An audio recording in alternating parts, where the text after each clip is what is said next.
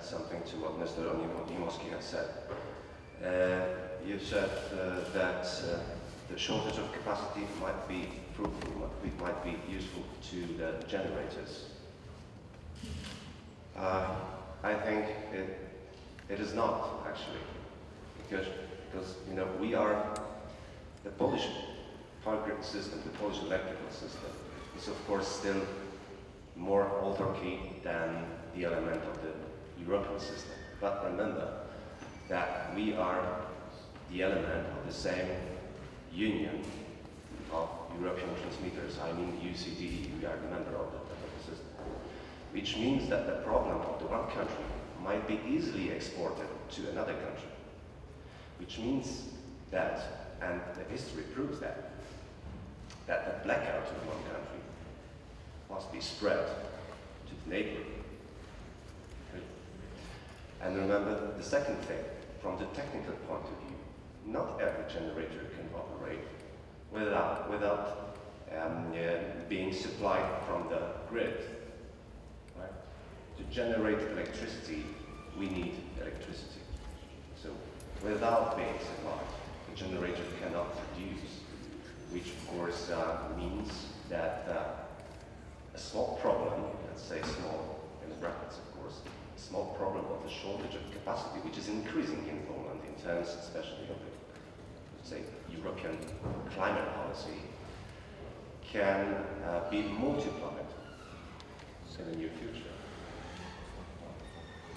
So I think that nobody has a favorable position in the circumstances of the shortages of the production capacity, and exactly the same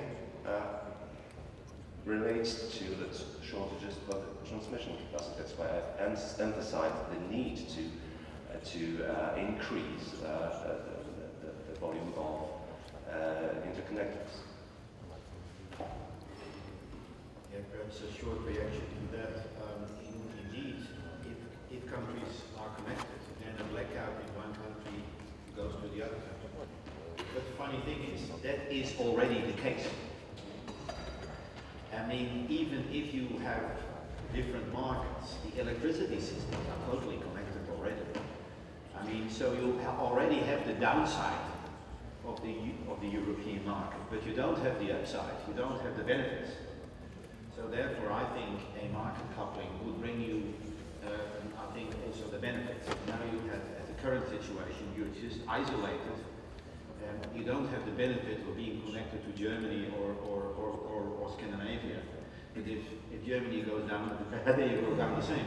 So I think in order to get also the benefits of the European connection, then you need this market. Various estimates show that Poland may run significant risk of blackouts starting 2012-13. Many scenarios show that peak demand and supply available during hot summers may actually meet, and the reserve is quite small. So if blackouts can easily transmit between the borders, wouldn't it be in the best interest of neighbors to isolate Poland until we get rid of the risk of blackouts in the south?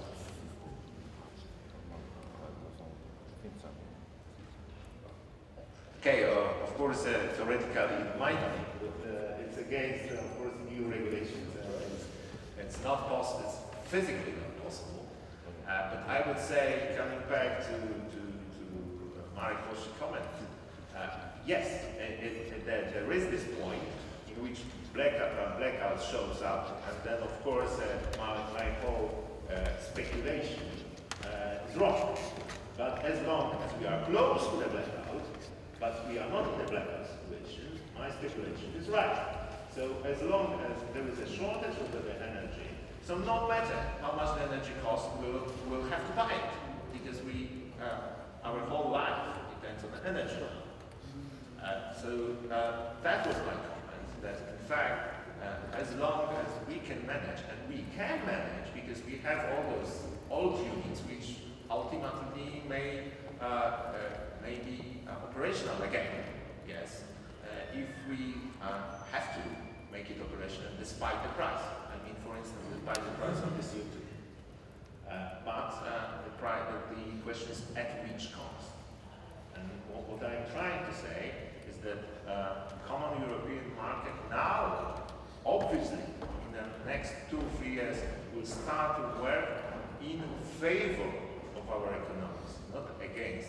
So we can expect our price to be high, and that's why we should be in this society. Perhaps to say something about capacity building. If you have a good market, electricity companies from around Europe will be happy to invest. We have that experience.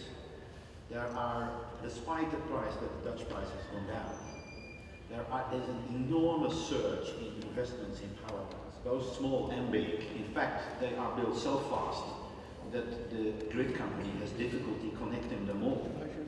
And the Netherlands will be very fast, be a very big exporter of electricity.